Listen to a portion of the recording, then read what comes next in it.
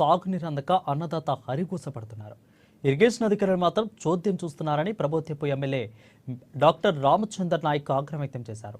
అధికార యంత్రాంగం ఉండి ఎందుకని అసహనం వ్యక్తం చేశారు.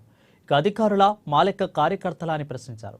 చివరి ఆయకట్ట వరకు పంటలను పశువులను తక్షణమే నీటి సరఫరా చేయాలని సంబంధిత అధికారులకు ఆదేశించారు.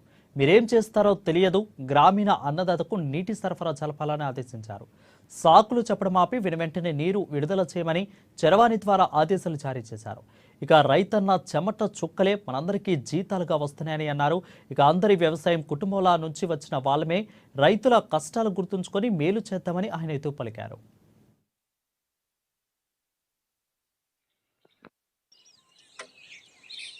మరి పంటలు కనీసం పంటలకు పశువుల కన్నా నీళ్ళు ఇద్దాం.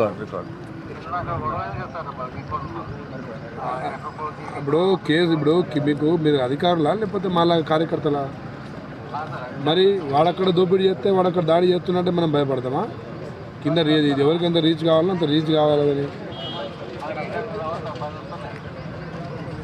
మరి దానికి మీరు ఎవరిని అడగాలి, దానికి ఎవరు నిలబడాలి, ఎవరు పని చేయాలి? ఇప్పుడు ఇరిగేషన్లో డీలు ఏఈలు మరి సిస్టమ్ ఎందుకు? మరి ఈ లెక్కలన్నీ పైనుంచి చెప్పుకుంటూ అయిపోతుంది కదా, ఈఎన్సీ లెవెల్లో సి లెవెల్లో చెప్తే అయిపోతుంది కదా.